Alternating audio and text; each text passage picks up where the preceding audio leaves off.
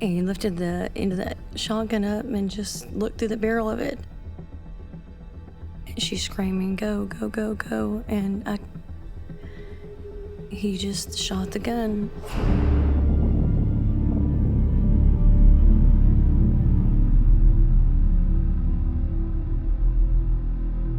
It was approximately probably almost 2 in the morning, and very few people around and on the highway at all.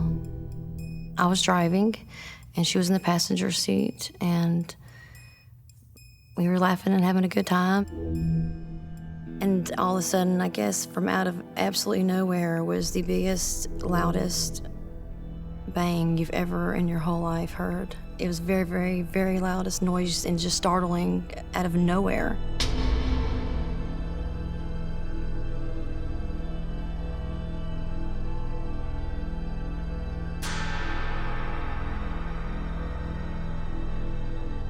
Yeah, it took me forever to put it all together, what had happened, and that this man, that somebody had shot me, with a shotgun.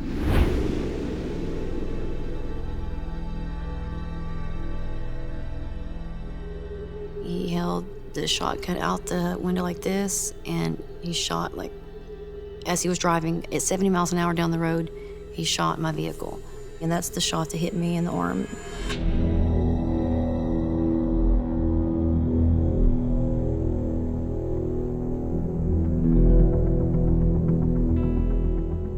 She kept screaming, "Oh my God, go, go, go, go, go, go, go." And of course I couldn't go. I couldn't see. There was blood everywhere and glass. And I handed her the phone out of my lap and I told her to call 911. And so she did.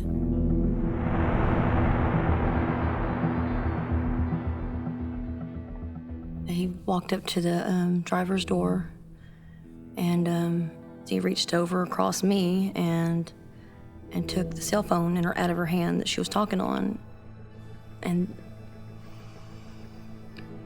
he just backed a few feet away from the vehicle, probably not even 2 feet, I guess, away from the vehicle. And he lifted the end of that shotgun up and just looked through the barrel of it. She's screaming, "Go, go, go, go." And he just shot the gun.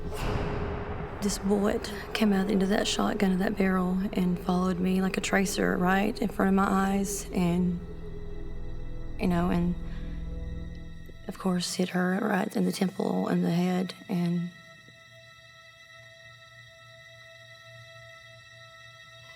of course killed her.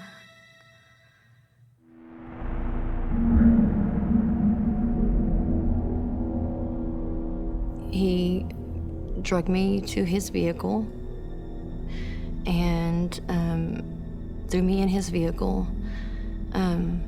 Went back to my car with a duffel bag he had and was apparently, I guess, going to try to take her body or take her with us.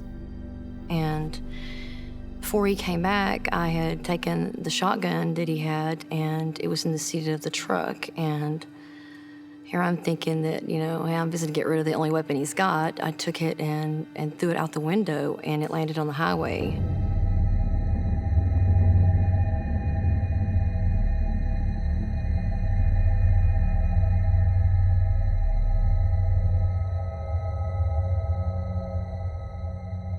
He sped off, of course, from that scene and drove me probably about 90 miles an hour down the highway to a back road right there off of the main highway.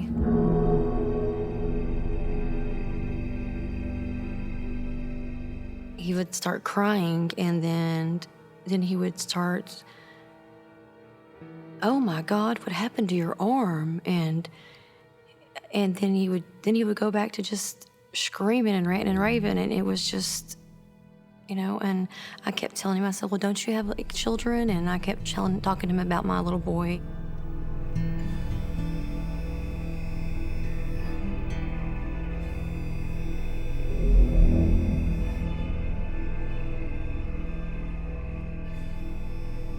The first time he ever said, "What happened to your arm? Oh my God, you're bleeding everywhere."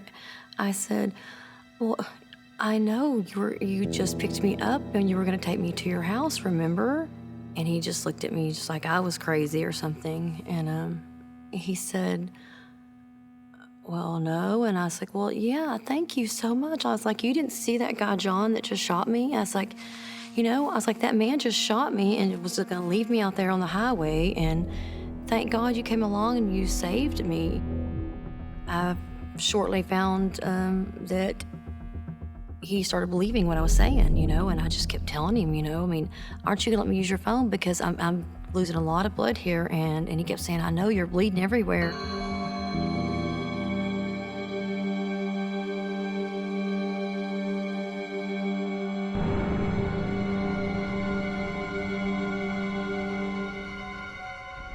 And he's like, well, I really have warrants out for my arrest. I really don't need to go back to my house and let you use the phone. I was like, well, listen, I'm going to die. And I know another car saw that guy shoot me, so I really need to use the phone because somebody's going to get to looking for me, I don't really know where that came from. I figured that would be somebody around. And he told me, prior to that, he told me that he lived with his brother and his family all live around the same area.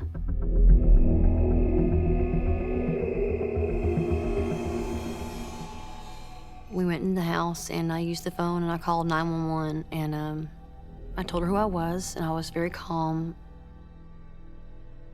911, what is your emergency? Somebody shot me and this man here helped me on the side of the road. Someone shot you? Uh-huh, and my arm is in half right now. And this man right here in front of me helped me out.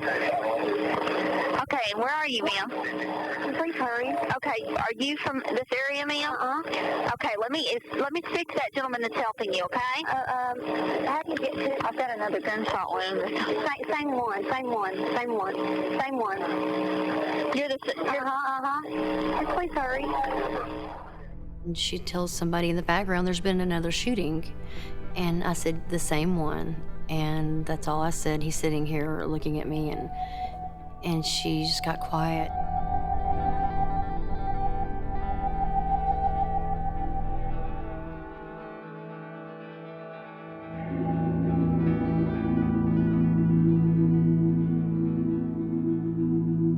The guy had already told me that he could only have one ambulance, and that was it. That was all that was coming to his house.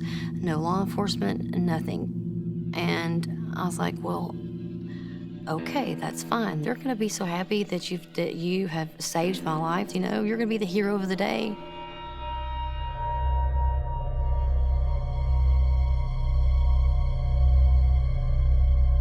I'd lost so much blood that I was very weak and lightheaded, and I was not able to tell them where actually I was located. And he actually got on the phone with the 911 operator 2 different times and actually was talking to her and gave her exact directions to his home. And how's she doing? Is she getting faint or anything? I know she said she lost a lot of blood. She acts completely okay, but does she? I know she's scared out of her wits. Yeah. Because I'm the one that picked her up, and I'm scared to death because I got blood from head to toe. We are doing a great job, okay? The ambulance is not far from you, all right? And it was just like he had not done anything, and he really believed that this other man had shot me. And he kept saying, well, where'd your friend go? And I would tell him, she's at the car, remember? She didn't want to come. You were just going to bring me, remember? It was the most strangest thing, and I was thinking the whole time, this man is going to wake up and he's fixing to cut my throat.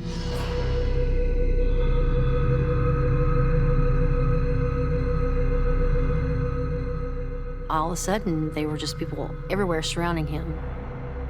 He went down fighting with them, so I was able to, get up the hill a little ways, and the ambulance was there.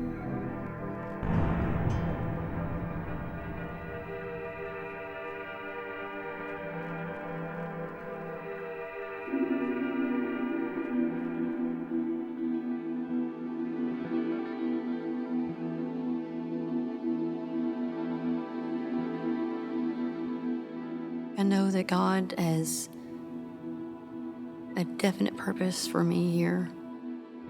I should not have made it through that night whatsoever. I mean, that is by a miracle that I'm standing here, breathing here, and living right now.